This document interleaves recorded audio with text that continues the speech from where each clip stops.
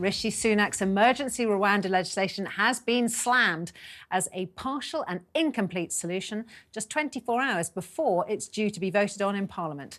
Around 100 Conservative MPs, led by the European Research Group, met today to discuss the proposed bill. Mark Francois, chairman of the ERG, said the consensus from his wing of the party is that the bill should be torn up. But one thing that most of the members of that meeting I chaired were clear about was coming back to the bill overall provides a partial and incomplete solution. The feeling very much in the meeting is that the government will be best advised to pull the bill and to come up with a revised version that works better than this one, which has so many holes in it. Well, unveiled by the Prime Minister last week, the legislation aims to resuscitate his flagship policy by declaring Rwanda a safe country and sidestepping some parts of the Human Rights Act. But sceptical backbenchers claim it doesn't go far enough and needs to be toughened up significantly if they're to back it tomorrow. Well, the government insists the policy will stop 99.5% of migrant claims by demanding they must provide evidence they face serious and irreversible harm if flown to Rwanda. And while Sunak says it'll finally stop the boats, it's been revealed the Home Office has earmarked £700 million to manage small boats' arrivals until at least 2030 and potentially up to 2034. Well, meanwhile, the centrist faction of the party, the One Nation Tories, are conducting their own meeting in Westminster to discuss this bill, and we'll give an update on their stance in the next hour. I mean, what an absolute mess. I'm not, as I think you know, natural bedfellows with the ERG, and I pretty much agree with every word they have said today. The Rwanda bill is a mess. It's got more holes in it than a leaking sieve. And it's not going to work. So no matter what side of the argument you're on, whether you want to welcome with open arms every asylum seeker and migrant that could possibly come over, or whether you want to ban them all, this bill is a load of old rubbish. And it just simply doesn't make any sense to say to Parliament, we've declared with the treaty that Rwanda's safe, and we've actually subjugated our own courts. The whole point of Brexit, I know this is a slightly different subject, was that our courts were going to be supreme, and yet our Supreme Court is no longer supreme if the government can just decide willy-nilly. We're going to say that Rwanda's safe. Just a pedantic point, all sieves leak, Daisy, by the way. So I like the leaking sieve analogy. That's very true. It's very true. And However... actually, therefore, every single thing I've said is now redundant. No, not at all. But I was going to just build on it. Some sieves leak more than others, so there you go. And you're right, this one has big holes in it, and it's Clause 4. Isn't it funny how Clause 4 always gets a government in the air? Yes, Tony Blair struggled with a Clause 4. And this is essentially... We're showing our age now. Indeed. Yeah, this is the clause that says, look, actually, you might well have a legal case against being deported to Rwanda after all. And that's the issue, really, that ERG, Francois and others are looking at. Not unreasonably, bearing in mind this was meant to be the full armour-plated, high-octane, numero uno, impenetrable, the bill to the mother of all bills to finally get this thing sorted. Oh, apart from... There's a little clause here that says you can appeal against deportation to Rwanda, and therefore it might not go ahead. The only thing that's different here or different to what Francois was saying, is that some of the big players on the scene of the right, Priti Patel, Jacob Rees-Mogg, Lee Anderson, are going to back the government on this. It gets its second reading tomorrow. It's not usual for a government to lose. The last time a second reading was lost, anyone know? 1986, Margaret Thatcher on Sunday trading laws, of all things, where they got a bit itchy about the fact you might open the co-op at 10:30 or something. So if they lost this, it would be... But the abstainers are the kind That's of... the problem. The likely problem for them, rather than the voting against it. Sunday trading laws. At this point in the process, normally, as you say, it'd be a specific amendment to a bill that normally makes people vote against it or rebel for rebellions to work. But if we're not, but normally at this point as well, a lot of MPs abstain and say it's not ready for us to look at yet. So if too many abstain, was it 56 people abstain? 57, then 57. And it's sunk. Then it's sunk. So that is a real concern for Sunak.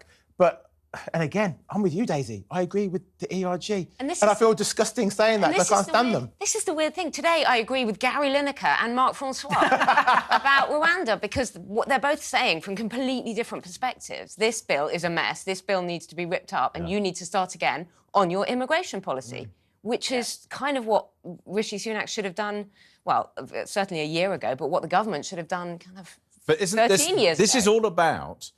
It's not about the bill. The bill, and I would say that the analogy you need is a colander. It's not a sieve, it's a colander. Because, of course, it's not even holding anything.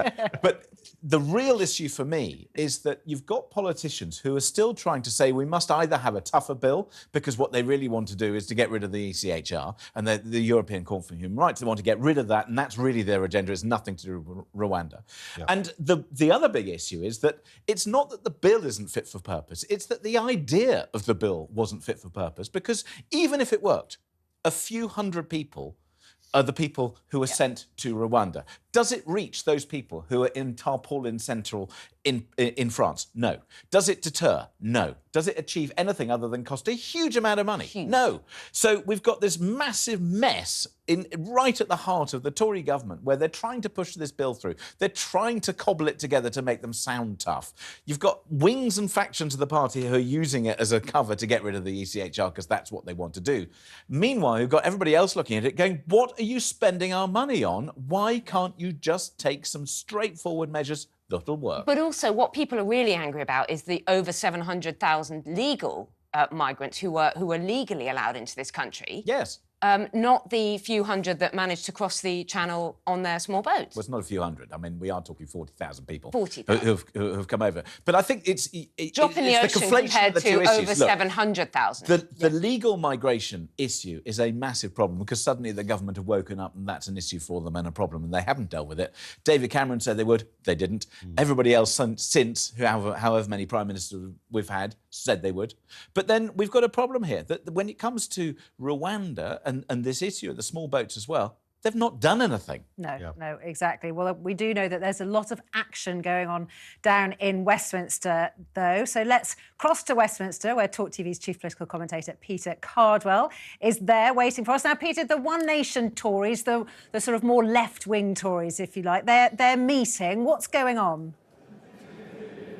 There are quite a few meetings going on, actually, Daisy. There's one meeting at Richmond House, just down Whitehall. That's in Danny Kruger's office. He is the head of the New Conservatives, and there's this sort of alphabet soup of the ERG, the European Research Group, the New Conservatives, the Common Sense Group as well. There are lots of different ones on the right of the party meeting at his office. They are being addressed by the former Immigration Minister, Robert Jenrick. He resigned last week. But you're absolutely right. The One Nation caucus, about 100 MPs more on the left or centrist bit of the Conservative Party, they're meeting as well. We're expecting a statement from them in the next hour or so. And the Home Secretary, James Cleverly, has been talking to a cross-party group of MPs, and we're hearing that Rishi Sunak is having breakfast with 20 MPs who are wavering on this. But it's not quite simply, if you're in a certain group, well, then you vote a certain way. In terms of the European Research Group, for example, Michael Fabricant, well-known Conservative MP, he's part of that group, but he says he is voting for this bill, and he's saying that it can be amended at a later date.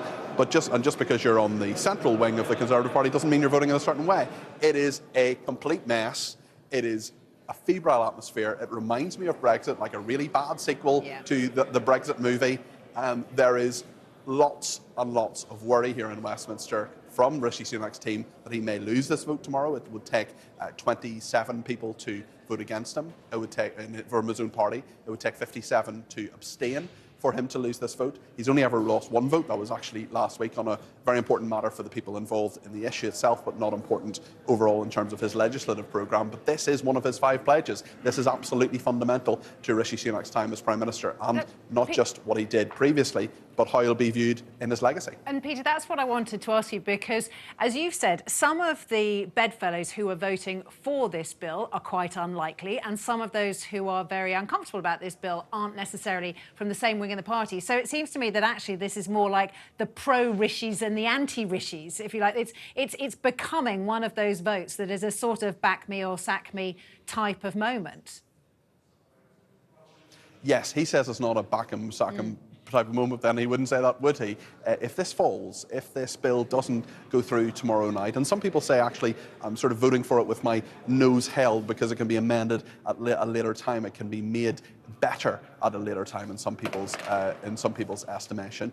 Well, that is something that they are wanting to do. And as you say, there are very, very strange bedfellows in this. It's not just about the Prime Minister's personal popularity, although that's part of it as well. And actually, you have people who used to be very, very good friends with him. Someone like Robert Jenrick co-authored a very, very important article with Rishi Sunak backing Boris Johnson. That was one of the major things in the Conservative Party that convinced a new generation to back Boris Johnson. Well, they are at big odds, and Robert Jenrick says he won't be voting for this bill as well. So it's a very weird, you've got the ideology, you've got the policy, but you've also got the personality. Every political party is a coalition of people with lots of different views under one big banner. And we're seeing those differences writ large this evening, and we'll see them all of tomorrow, right up until that vote at 7 o'clock. Unless, of course, Rishi Sunak does what Mark Francois has asked him to do and withdraws the bill.